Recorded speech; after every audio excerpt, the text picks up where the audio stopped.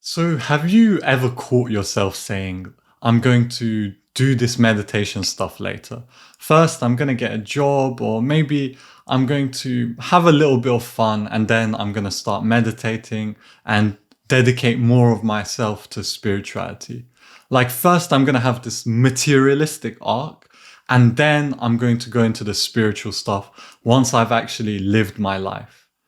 And if you're like me, you've probably said this and thought this like multiple times, especially in the earlier stages of when you're getting into this spiritual pursuit, this pursuit of increasing your consciousness. But basically, what I'm going to talk about in this video is that you're always on the spiritual path, whether you like it or not. You're always looking for freedom. You're just looking for it in places that you don't realize you're looking for it.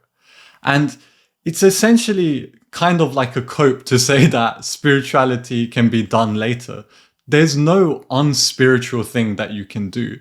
Every moment, every motivation that you have is actually a spiritual motivation. It's a motivation of union. And I'm going to explore like more about it in this video. But stuff like, oh, I'm going to get this job, I'm going to be successful, I'm going to do X, Y, and Z. Like all of these are just like tiny moments where you gain a glimpse of freedom, and it's momentary and it passes. And essentially meditation and spirituality is the direct pursuit of this glimpse of freedom that you get from the outside world. I remember when I first had this realization, it was about a year ago, and I was getting into spirituality, but I kept getting lost on the way, essentially.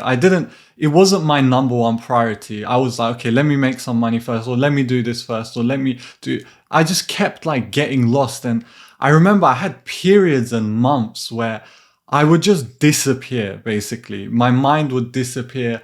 I would just lose focus. And then like 3 months later, I realized, oh, like I've just been looking for freedom and I've been looking for peace, but I've just been looking like under my bed, just round the corner, outside, like through affection, through jobs. Like I'm just looking in the silliest places possible. And I think this is like a completely normal thing, first of all. And I think all of us do it to one extent or another. But the real shift was just realizing that those moments are actually spiritual in nature. So what exactly even is like freedom? What is this thing that we're looking for that I keep talking about? So let's say when you see like a beautiful sunset, for a moment there, when you're looking at that sunset, your mind goes quiet. You are still. You're back to the source, essentially. There's no thoughts, there's no identification. For a split second, you're actually there. Or, for example, if we're looking for a relationship and we're like having a bunch of sex, that moment of like orgasm, that specific moment, your mind is completely blank. That is the moment that essentially all of us are just chasing. But the way we kind of think about it is, if I get this job and I'm secure and I have a house or I have this or I have that, I'm going to get that moment. You're kind of pushing it off into the future. Like you keep thinking your mind will get stilled if you just do X, Y, or Z.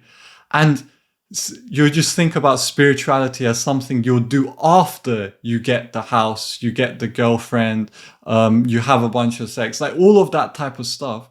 You think, okay, I'm going to do spirituality after. But this was the realization that really hit me. They're the exact same thing. There is no differentiation. One is you're just looking for it in the wrong place, and the other is you're directly pursuing that moment and the cultivation of that stillness through spirituality. And so when I realized this personally, I was like, okay, well, if I'm always already looking for this moment, for this freedom that's kind of inherent to my nature, if I'm always already looking, why don't I just make it my number one priority to look for this thing in the way that the yogis do or the spiritual people do? Because the difference between like a spiritual person and someone who's saying, oh, I'll look for it later is the only difference. Like literally there's one difference. And the only difference is the spiritual person has realized that he's not going to find what he's looking for anywhere else. Whereas like the normal person is still looking like in the material world, like, oh, maybe just under this like one rock, I'm going to find my happiness. But the spiritual person knows they're not going to find their happiness anywhere outside. They're only going to be able to find it within. And you don't have to take my word for this. Like, I'm not saying drop everything in your life and just dedicate your life to being a spiritual monk in the mountains. That's not something I would do. And it's not something that I kind of expect in, especially if you're watching this video, you're probably living in like the Western world. You have very real things that you need to focus on. But all I'm inviting you to do with this video is to question your motivations of why you're pursuing the things that you're pursuing. Are you looking for freedom? Can you see how you're looking for freedom within the things that you're pursuing? How do you think? Like, what is your conditioning saying? How do you think the thing that you're pursuing is going to make you happy? And then really just question the nature of that happiness. Is that happiness going to last? Is it really going to make you happy?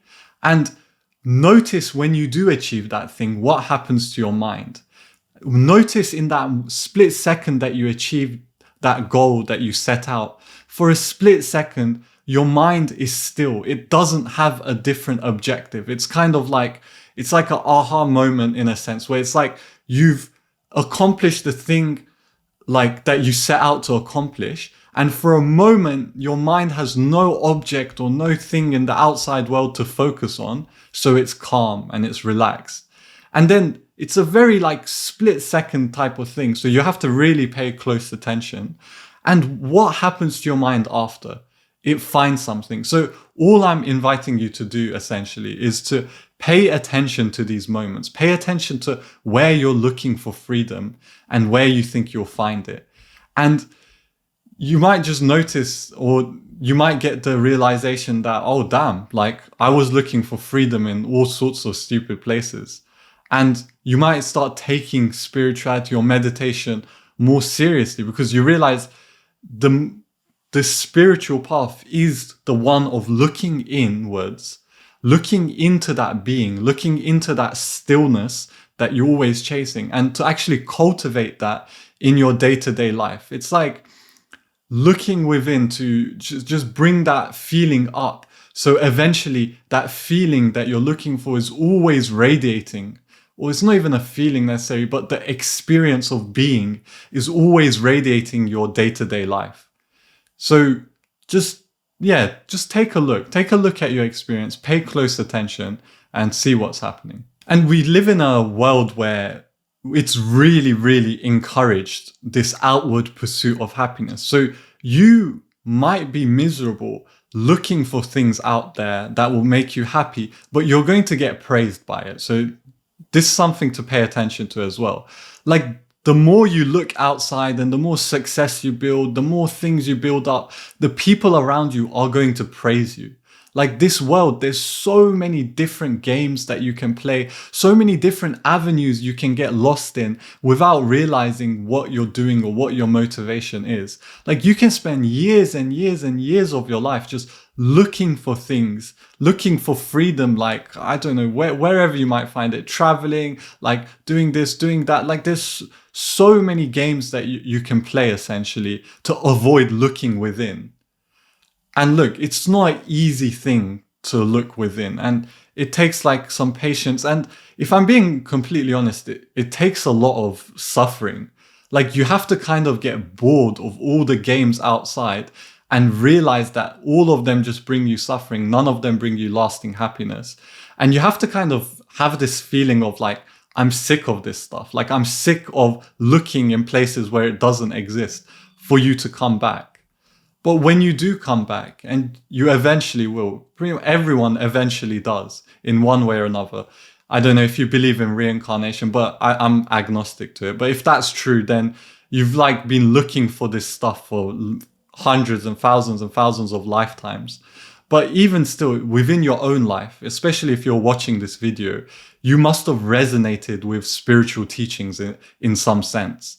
And so you're looking, and you'll have periods where you forget what you're looking for and you get lost in these games that the world has just kind of elaborately put up. And you will have confusion. You'll be confused, but you'll eventually come back. And you'll come back kind of sick of the world in a sense. And you'll come back with wisdom to look inwards. And that will be a beautiful thing. And you can find what you're looking for in a sense. It's kind of apparent right now, like right in this moment. And it's obviously just covered by a bunch of different stuff. But it's just an interesting insight that I wanted to share. And yeah, hopefully this helped. Hopefully this shed like a different perspective on this whole I'll do spirituality later type of thing. But yeah, hope you enjoyed the video and take care.